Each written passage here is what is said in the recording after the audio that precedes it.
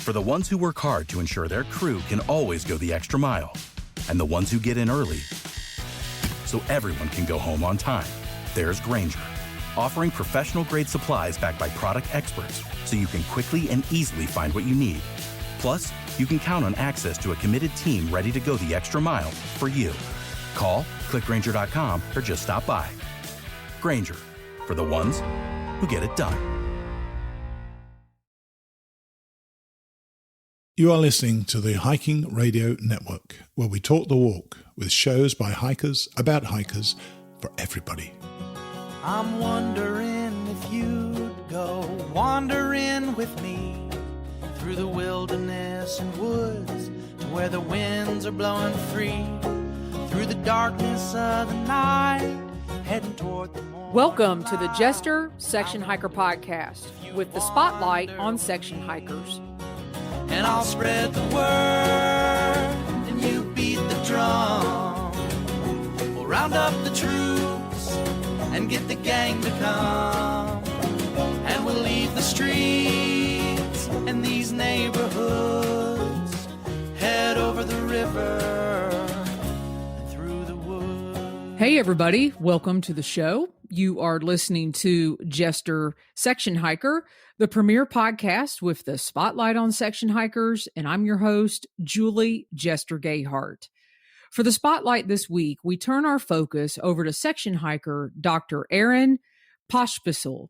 Dr. Aaron reached out to me a few weeks ago and asked if I would like to share his story on the podcast.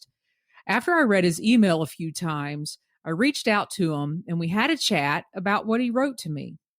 As you will hear, Dr. Aaron is a veterinarian, but his story is not about being a vet and loving animals, although that is certainly true.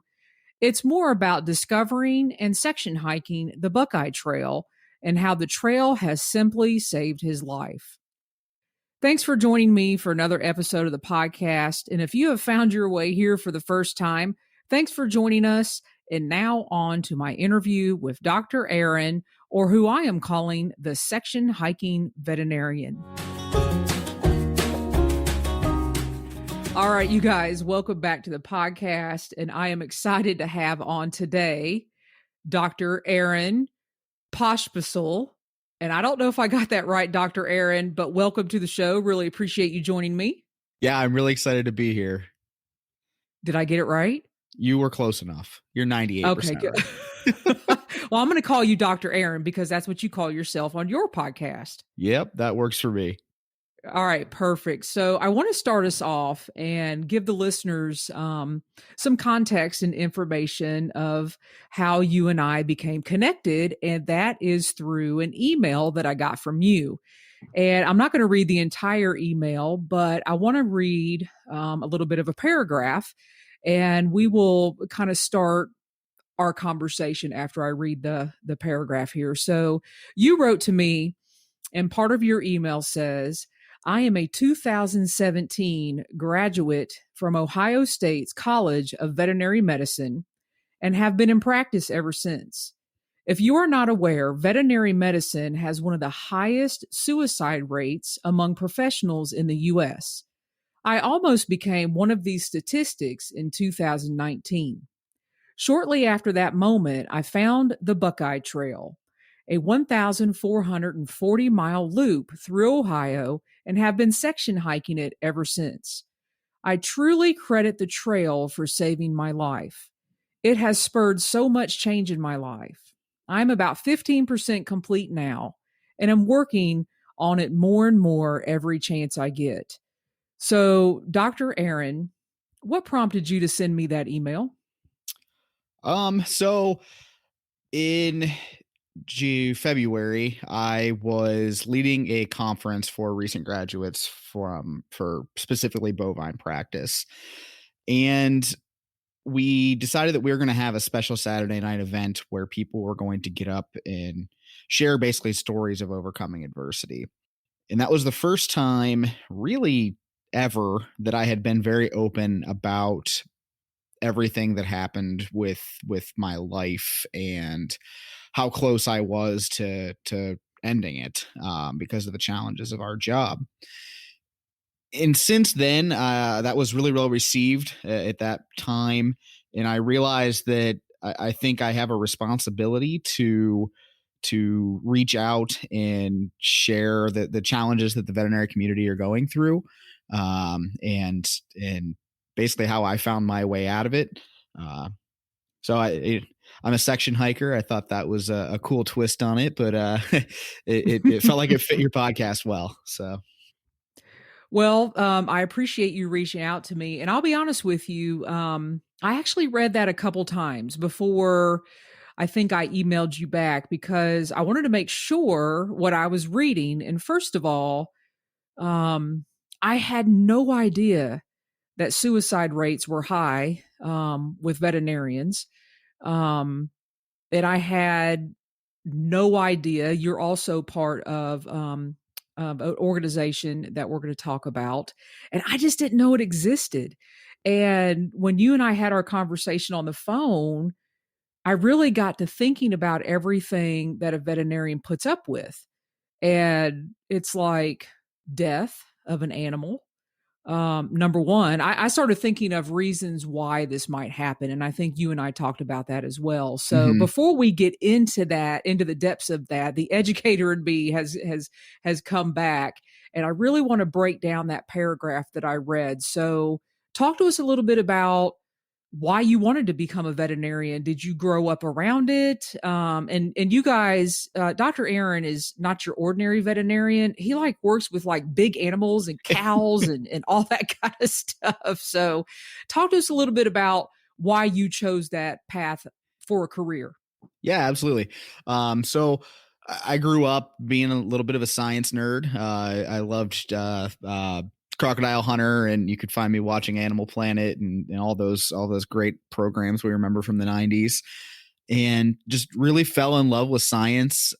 We had a small farm, nothing that we really made money off of. I think we had 2 beef cows at any given time and a couple of goats and some chickens and dogs, but nothing large scale by any means. And I really, really loved the animals. I thought I wanted to be a veterinarian when I was young, and then my interest kind of changed. I bounced around through some things, in early teenage times. And then my mom was diagnosed with breast cancer when I was 15 and ended up passing away about a year later. And so that completely ruled human medicine out of the equation. And that is when I really fell back in love with the idea of vet med. And so at that point in time, I knew I kind of wanted to do mixed practice. I started shadowing with some veterinarians in the local area, and I really enjoyed going out on farm calls as well as being in the clinic. And it wasn't until veterinary school that I really learned what possibilities there were in large animal medicine, especially with dairy cows. Those are my passion right now.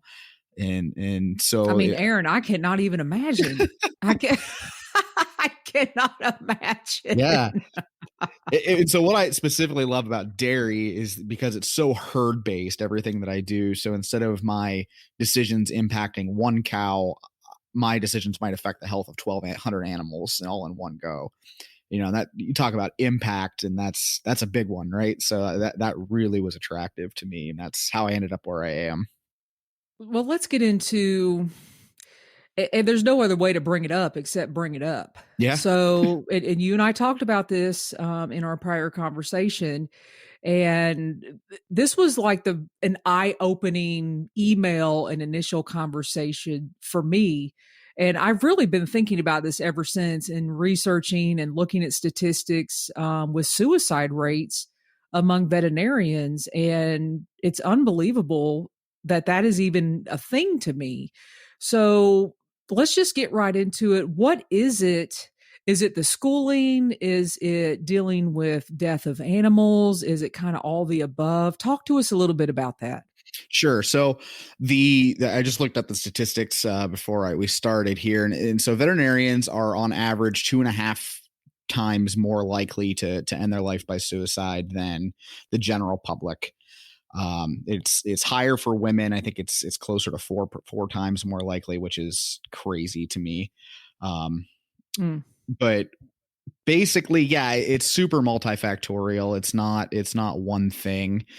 But so comparing us to some of the other professions, so dentistry or human medicine or law, our schooling is pretty much the same as those folks, and the cost to go to that schooling is about the same.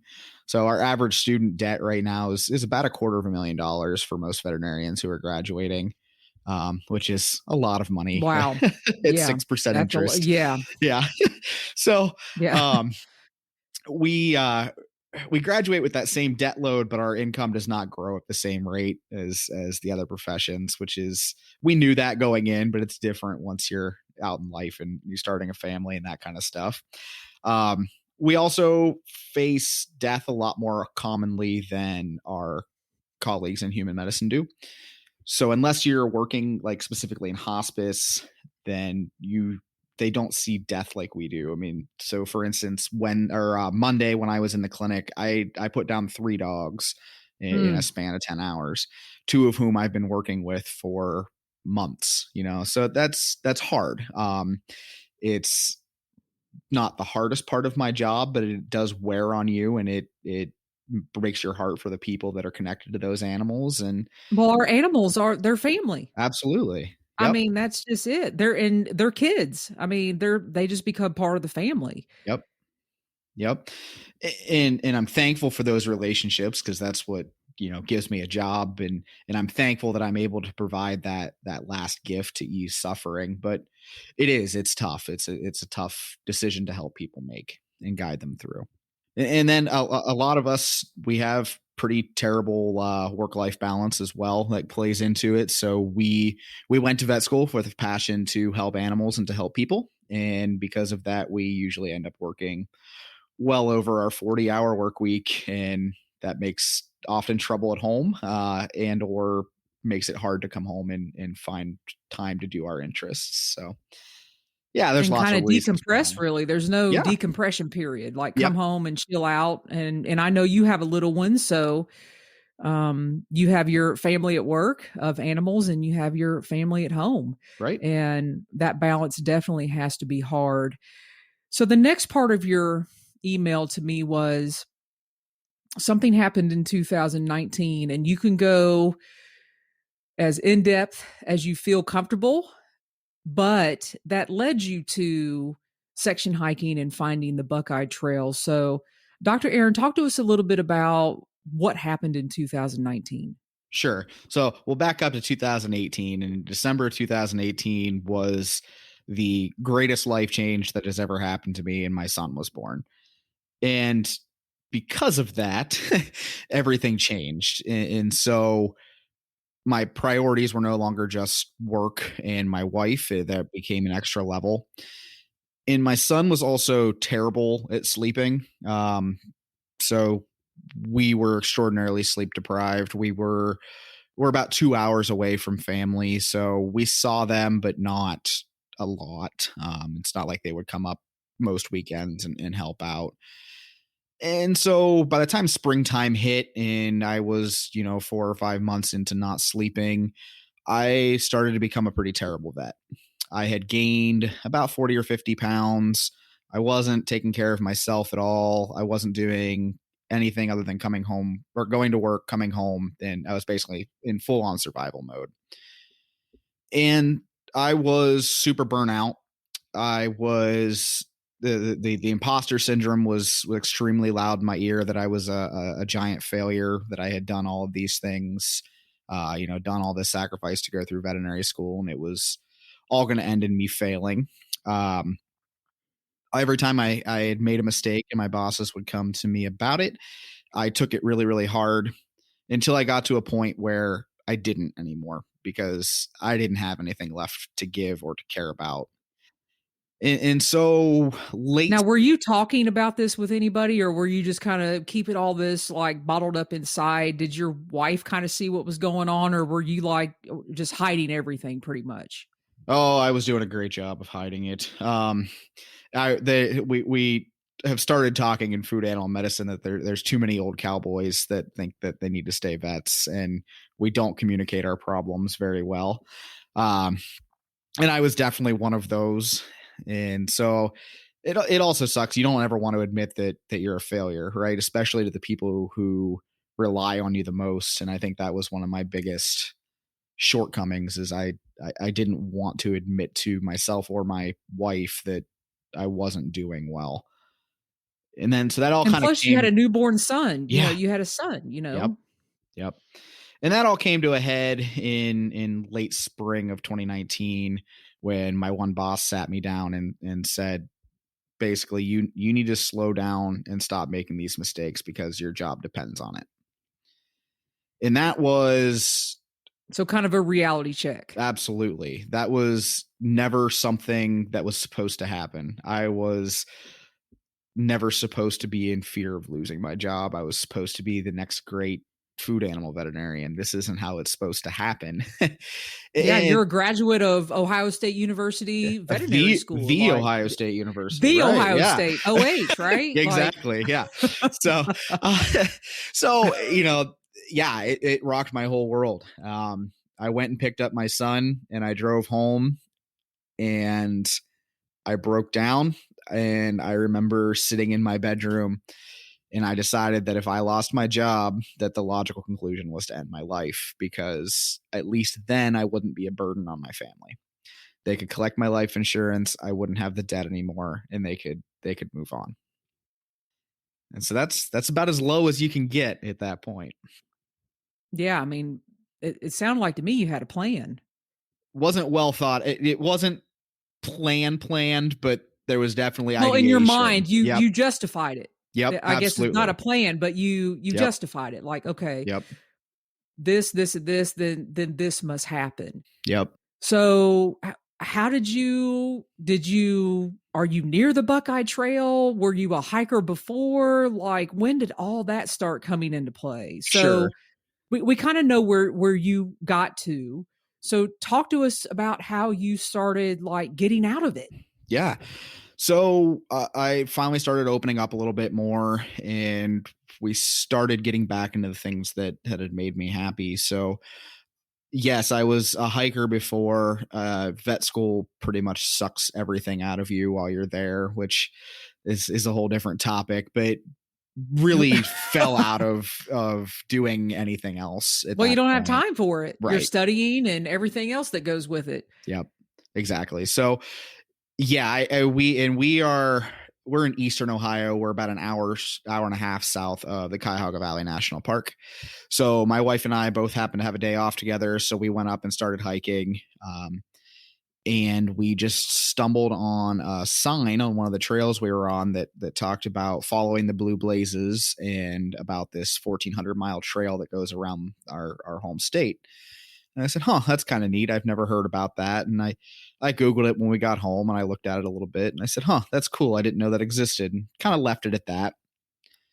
And things were getting better, and I was starting to look more into getting back into hiking and getting back into things that made me happy outside of work, and was looking for somewhere to go with my son to go for a walk one weekday when I was off, and happened to notice we were going to go hike on the Ohio Erie towpath, which is the old canal system that runs through Eastern Ohio.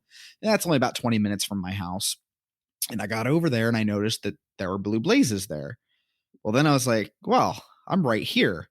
So I went and downloaded the map off Guthook and realized how close I was to a lot of this trail. So I'm about 2 hours from about 2/3 of the trail, which is pretty nice. Yeah, that's great. Yeah.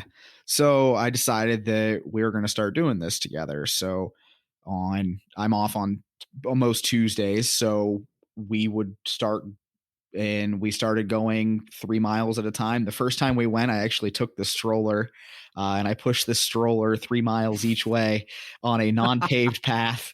It was a disaster. That was an experience. Yeah. So shortly was it after a regular stroller, or was it one of those like rugged off? No, could get. Oh, okay, just a regular old stroller. It was terrible. We lifted it up over trees. It was an adventure. So shortly after that, we got on Facebook Marketplace and found a Kelty kid carrier backpack and from there, really, we would go almost every week and do something between 3 and 8 miles.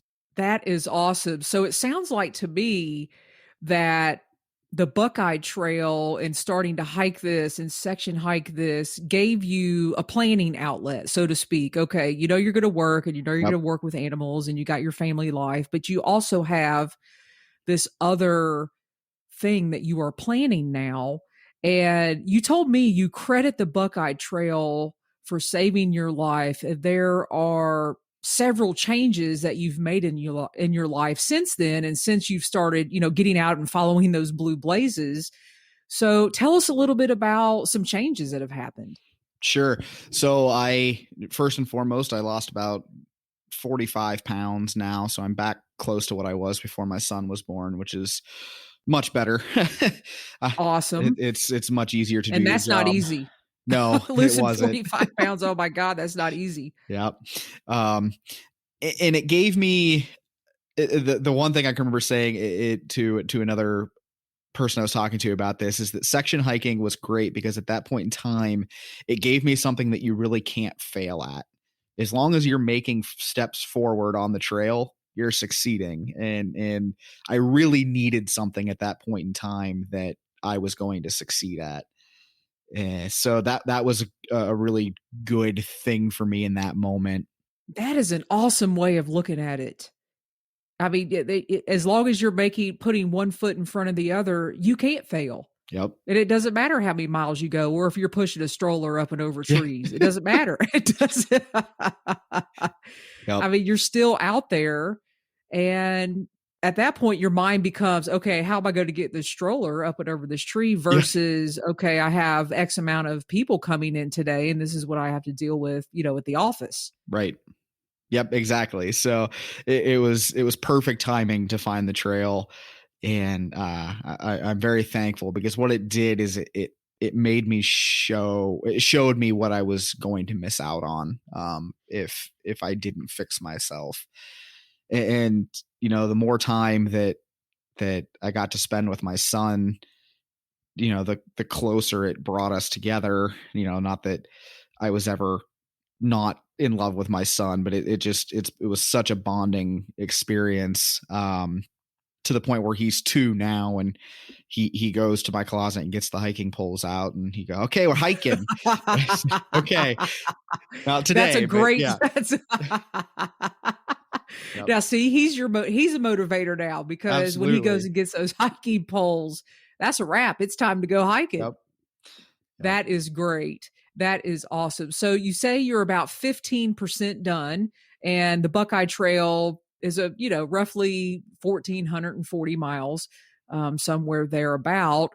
I'm assuming you're planning on completing the whole trail. Is that right? Yep. I'm going to finish it. I'm up to about 18% now. I've got some stuff done since we talked last. I love the percentages. Yeah. Yep. Again, I'm a data nerd. This is what led me to that. I love the percentages because you're not talking mileage. Yeah. Most people are like, I have 132.2 miles done. And I just love the percentages. Yeah. Give me 18%. Give me 20%. The mileage is disappointing. I don't like to look at the mileage. The first time I added it up, I went, that can't be it. And what sucks about doing it with a little kid is I can't shuttle, right? It's pretty difficult to shuttle with a 2-year-old. Oh, so are you doing out and back? Yeah. How are you? Are you doing out and backs? Yeah, mostly. Unless I can finagle it with my wife to get us picked up, it's mostly out and back. So we'll do 3.5 trail miles is all we'll knock off for a 7-mile hike. So it makes it slow going. So okay, the Buckeye Trail, it's not all backcountry wilderness. There's parks and old road beds and some road walking. So what is the majority of the 18% that you've gotten done of the trail? The majority I have right now is probably the towpath, just because it's really easy to get onto and get off of in those 3.5 mile chunks or so. I've done pretty much from where I'm at. I'm almost to Lake Erie. Awesome. So I'm really excited. I'm hoping to hit Lake Erie this summer, just because I think that's going to be a huge kind of milestone.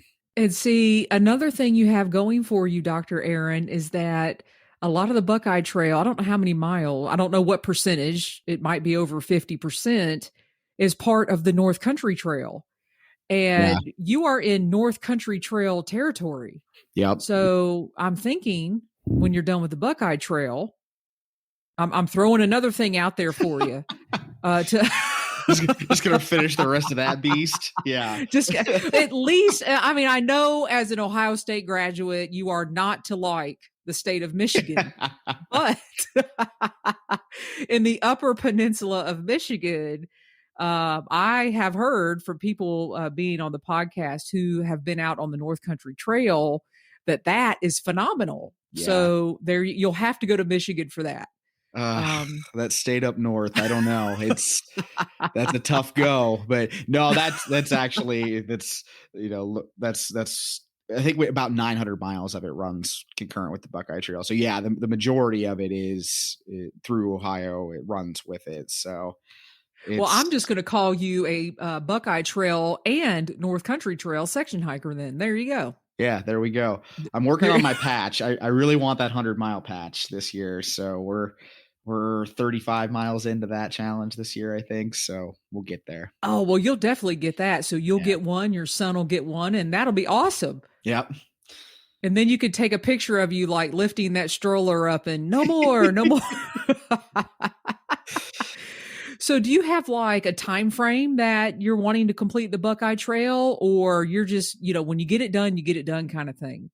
Yeah, I don't have a real firm deadline. It's not my only interest that I'm working on anymore. When it gets done, it'll get done. It'll still be there. I'm hoping the longer I drag it out, the more they'll manage to get off road. We'll see. All right, Buckeye Trail Association. Yeah. Dr. Aaron has spoken.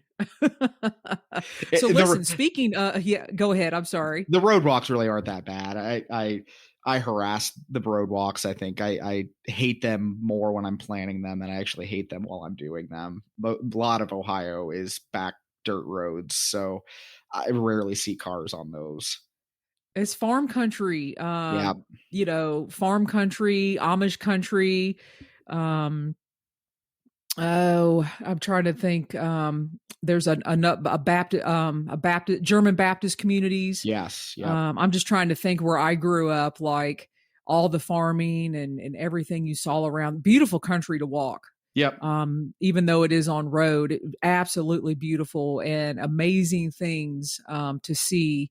100%. But you brought up earlier that you have other interests, and I do want to let everybody know I have been listening to your podcast that I think you have 4 or 5 episodes out now.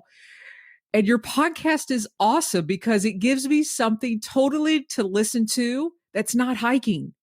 Because as a podcaster who talks about hiking all the time, I like to listen to podcasts that are not about hiking. And yours is called Critter Chronicles, Real Stories from Veterinarians.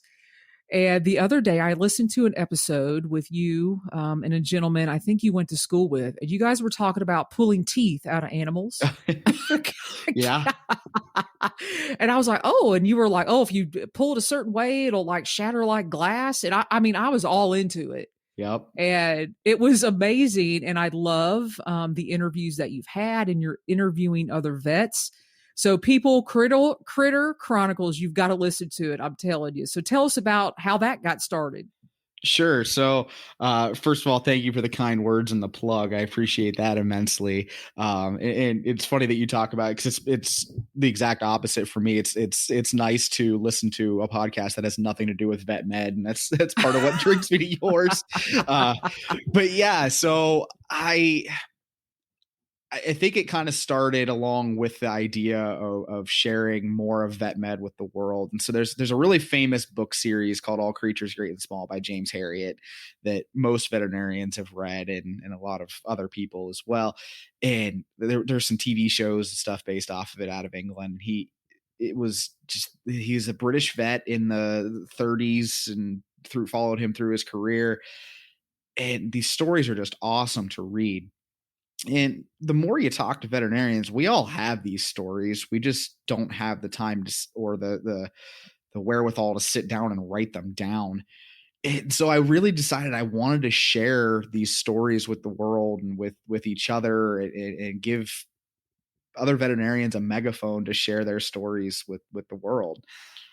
And so I did it. And it's good. I like, and you have a great voice. You have a great podcast voice. And, and I say that because I enjoy listening to your voice, and you're very informative, and, and I find it very refreshing. And it's interesting because for some reason I had in my mind it was going to be all about, dogs, cats, what if snakes, whatever. I don't know, but it's big farm animal kind of stuff, stuff I don't think about, especially cows, and how you're like a tooth specialist and all this kind of stuff. Yeah. It's great. It is great. Well, thank you. So are you doing twice a month, once a week? When does it come out? Every other week, every other Thursday. Okay. And that's a commitment. Yeah. Yeah. Podcasting is definitely a commitment. So, and congratulations on getting out on the Buckeye Trail and turning your life around. And thank you for writing me to want to be on the podcast. I really appreciate it. I'm jealous that you're up there on the Buckeye Trail. That's actually on my list. Being a native-born Daytonian from Dayton, Ohio, my dad all the time, he says, when are you going to come up and hike the Buckeye Trail? And I'm like, oh, there's just so much here in Western North Carolina in the Appalachians. So eventually I will get up there. But I don't want to have you leave the podcast without talking about, you mentioned a website to me. It's called Not One More Vet. So talk to us about that. Yeah. So Not One More Vet is a nonprofit that was formed in, I want to say 2014, when Dr. Sophia Yin, who was one of the country's foremost behavior veterinarians, decided to take her own life. And essentially the person who founded it decided that we were not going to lose one more vet to suicide. And so he or she, I don't actually know the person, they started this community for veterinarians to reach out to one another and support one another.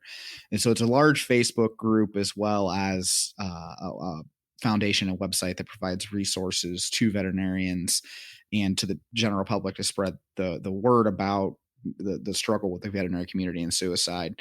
And it's a real problem. There have been 2 people from Ohio State who have ended their own lives since I've been in school, as well as others that I didn't personally know that I know of that have happened in the community since then. So it's a big deal. It's a great resource for all veterinarians. I think we should all be part of this community. It's a very involved Facebook group, as far as sometimes it can be a lot to get on there and read some of the struggles that folks are going through. Wow. But I think it's really important that we all support one another in this job, because it's difficult. What can we do as the majority of people listening to this podcast, they're the hiker community, and we have soft hearts we love everyone. What can we do to be better customers to veterinarians? What can we do to help this when we bring our animals? What can we do, Aaron, Doctor? What can we do? Sure. Yeah. I'm so glad you asked that question. Honestly, it all starts with, and honestly, it's probably not mostly the hiker community who's the problem here, but just be nice. We're people. You don't know what appointment we just came out of. If we come in and we aren't as friendly as you wanted us to be, please know that we may have just put somebody's 15-year-old pet down, and we have to bounce back, and it's not always easy. Or know that we're people. There's things that are going on in our lives too. And as much as we love you and we care about your pet, sometimes there's bigger fish that are going on right now than what's going on. So if we're down when we come in a room, just be nice. If you have to wait for a while, know that there's probably a good reason you're waiting. It's not because we're sitting in the back doing nothing. I promise that I've never been in a veterinary clinic where that's the case. It's usually because something bad happened to somebody.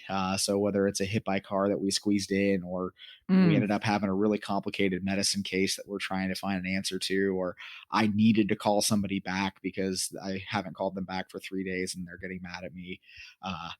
Just be patient, be nice. That's the biggest thing.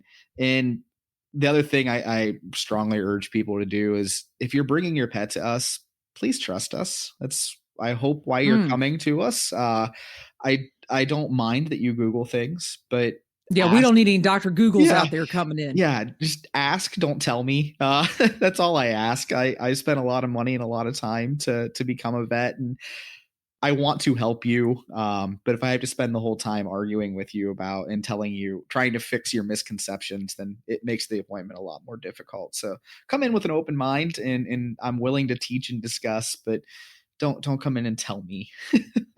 Don't do it. No. And a lot of people, I'm guilty because I look stuff up and I go, well, what do you think about this? Or what do you think about that? And we don't realize what we're doing. I don't mind that question. It's what it's the well, what about this? Yes, I'm aware of that really rare disease. It's probably not that.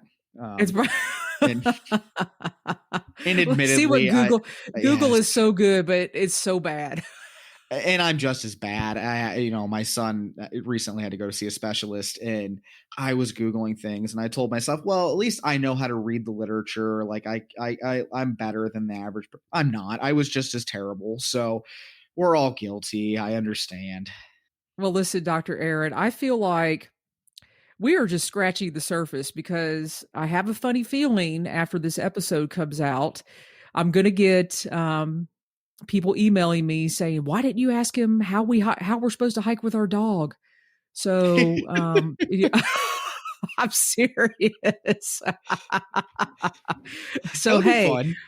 I might have you, we just need to plan on it. You know what, right, Dr. Aaron, come back in the fall. People need to send me your questions, and we're going to ask all things hiking with your animals, because people hike with more than their dog. Yeah. So we'll see what happens. We'll see what pops up. That sounds fun. Yeah, I'm into that. All right, cool. Well, listen, I am 100% glad you are still around, practicing medicine, getting out there, hiking the Buckeye Trail, following those blue blazes, and taking your son with you, and 18% complete with the Buckeye Trail, and whatever percentage it is of the North Country Trail. Yeah. So Dr. Aaron, I think we're at a really good point where I'm going to turn it over to you, and you're going to sign off for us by reading a statement or quote or whatever you want to say. So whenever you're ready, take it away. All right. So this is a journal entry from a hike my son and I just did in March. So I'll go ahead and read that. So today we hiked a short out and back in Salt Fork State Park. It was more difficult than I anticipated, with a couple steep climbs that really had me sucking wind with Emmett on my back. It was gorgeous outside. The sun was shining with a wonderful warm breeze. Emmett wasn't overly thrilled. The wheels on the bus and the Frozen songs were sung in abundance today to keep him interested. Midway back to the truck, someone needed a snack. We were only about an hour back, but we really had nothing better to do today, so we found a sunny clearing on the trail, and I dropped my pack. I let the munchkin out, and we sat in the grass enjoying some gummies and some raspberries. He smiled at me, that silly grin that shows the sincere happiness that only a toddler can show. It was one of those moments that reminded me how thankful I was to be alive. To think that I almost gave this up, feeling the warm sun on my skin, with the baby boy on my lap, while the birds sang around us. I'm so glad I found my way out, and for the moments that the trail has provided for the two of us. So I am thanking you so very much for having me on today, Jester, and for getting to share my story. I'm so thankful to the Buckeye Trail and the Buckeye Trail Association, and for everybody who maintains the trail, for giving me an outlet to fall back in love with life and give me a purpose to live. Just incredibly thankful to be here, and I can't thank you enough. Not a problem. And like I said, I'm not done with you, Dr. Aaron. So we will see you in the fall. Thanks for coming on. Appreciate it. Absolutely. See you then. Thank you, Dr. Aaron, for joining me on the show and sharing your journey with us to discovering and section hiking on the Buckeye Trail.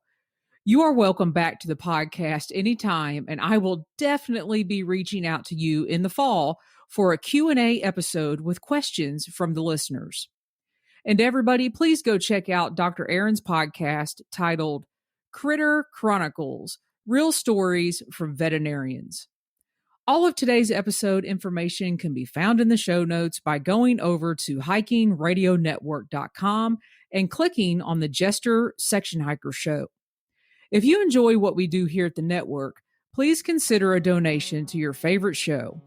All donations go to Mighty Blue Publishing to help produce all of our podcasts on the network. Thanks for listening, everybody, and happy section hiking. I'm wondering if you'd go wandering with me through the wilderness and woods to where the winds are blowing free, through the darkness of the night, heading toward the morning light. I wonder if you'd wander with me. And I'll spread the word, and you beat the drum. We'll round up the troops and get the gang to come. And we'll leave the streets and these neighborhoods, head over the river and through the woods. You're wondering if I go wandering with you, what kind of trouble we'll get ourselves into. Would it be wrong to tag along with a band of vagabonds? You wonder if I'd wander with you. So I'll spread the word and you beat the drum. We'll round up the troops and get the gang to come. And we'll leave the streets and these neighborhoods, head over the river and through the woods.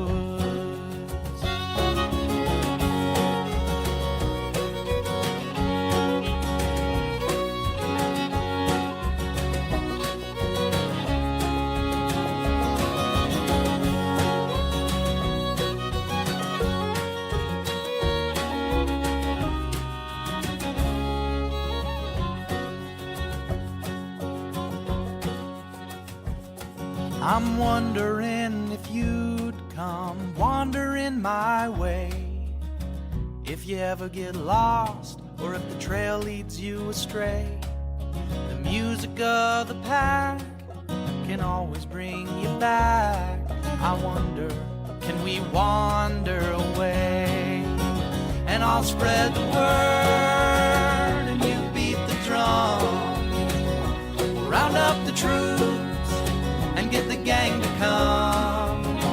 And we'll leave the streets and these neighborhoods, head over the river and through the woods.